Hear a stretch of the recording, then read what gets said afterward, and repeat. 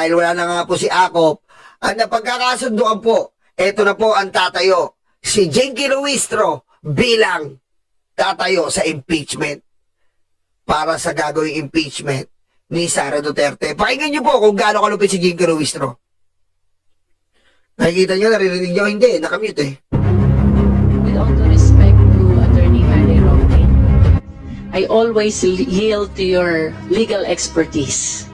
However, Attorney Roque, this is one of the occasions when my knowledge in law became gray. Ayan ha, English po, tatagalogin ko na lang. Harry Roque, ang hilig mo sa ethics, bakit tayo ka sumusubo? Ha? O ba't ganyan ka? Ayun sabi. So, I wish to ask once more for the record. Oh, gusto kitang tanongin for the record. With all due respect, kayo po Hindi ka dapat respetuhin, bakla kang hayop ka. ba ay abogado ng Lucky South 99? Oh, kita mo? Ikaw ba ay bakla, hindi mahilig sa 69 kundi 99 only, parang karera ng kabayo?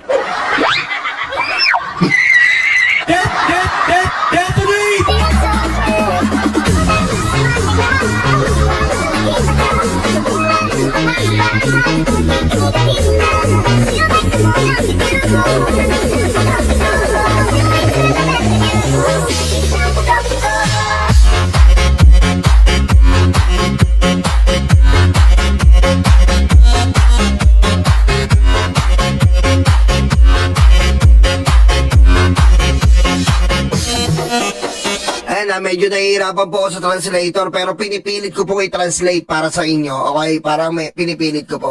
Hindi po, wala po akong attorney-client relationship sa kahit sino na shareholder or officer ng Lucky Star. O, yan sabi niya. Tagalog po. Ang sabi niya, no, Your Honor, I am only one molested client and we have a relationship. In English ko naman po. Ayan sabi niya, no, Your Honor, I have only one client and we have a relationship and I molested him. From that answer of Attorney Roque, Mr. Chair, I wish to share to the committee the case of Eusebio Sison versus Attorney Lourdes Dumlao. This is AC number 11959, April 28, 2021. Ayan. If I may go, Ayan ha, dito na po si Roque, naiyi talaga sa pantalon. At talagang nagtago po siya. Yung bunganga niya, halos hindi niya mabuka. a lawyer-client relationship is established when lawyers consistently manifest to a person consulting them that they would provide legal representation or assistance, regardless of the close ties between the parties or the lack of written contract or the non- Grabe oh. Dito po nyo makikita na si Roque po, walang alam talaga eh. Dito, kumbaga, ito po kasi yung ano eh.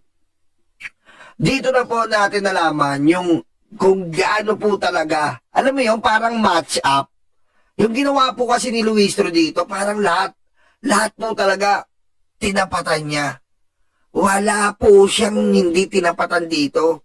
Unang niyang tinapatan niyan, si Roque. Pangalawang tinapatan niya, si Sara. Pangatlong tinapatan niya, si Duterte. Kaya grabe po tong ali na to.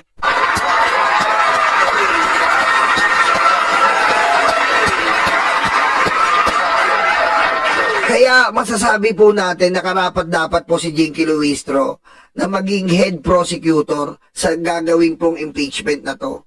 Dahil si Jinky Luistro po, isa rin po ito sa kinuha ng Commission on Justice para sa mga promotion, like lalong-lalo na yung kay Ombudsman. Isa po siya sa mga pumili doon. And nakakatuwa po kay Luistro, kahit sino pong makaharap niya, binabandera niya ang batas. Binabandera niya ang katotohanan. Kung gusto mo mapanood ang documentary ko kay Luistro, nandiyan po, nakaping yan. Jinky Luistro documentary.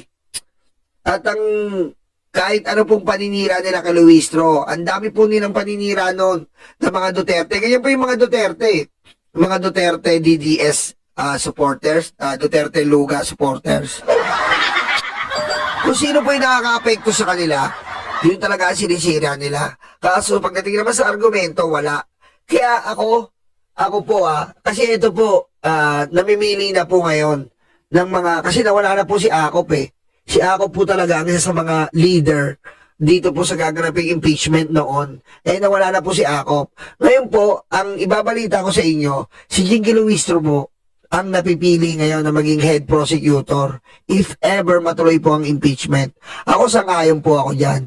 Dahil based on experience po nito, sa mga nakaharap niya sa committee, dito po sa Quadcom, dito po sa Tricom, dito po sa Good Governance Committee, ay hindi po talaga umumbra kay Luistro.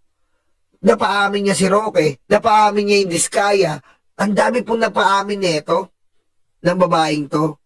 And si Ma'am Jinky Luistro po para sa akin, ito po ang talagang parang Miriam Defensor Santiago II. Kasi ang talino, napakasimple lang po. At pumunta nga ako dyan sa Batangas eh. Di ba, pinuntahan ko po ito sa Batangas dahil nga po, na-curious ako kung sino ba talaga to si Ma'am Jinky Luistro. Grabe po yung mga constituents neto. Mahal na mahal talaga siya. Nagsimula po siya sa walang-wala sa buhay hanggang sa marating niya po yung tugatog ng tugatog ng kasikatan ngayon. 'Di ba?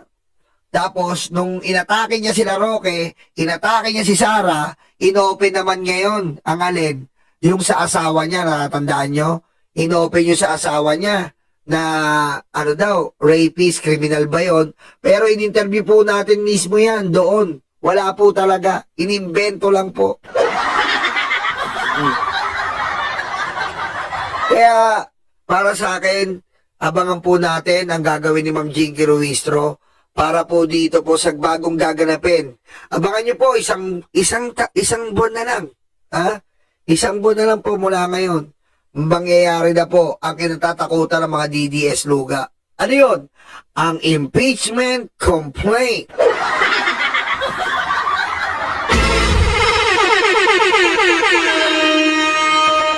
At may nakalap nga kaming balita. Ito po ang balita. Ang nilalabas pala ni Ramil Madriaga. Ramil Madriaga! Ramil Madriaga! Kumbaga, ang nilalabas po ni ni Ramil Madriaga ay kapiraso pa lang pala. May mga pinakita po sa amin na hindi po muna pwedeng i-disclose to the people of the Philippines kasi matitindi po. Matitindi po. At si Ramil Madriaga po ay Pegador, wala kang kawalan.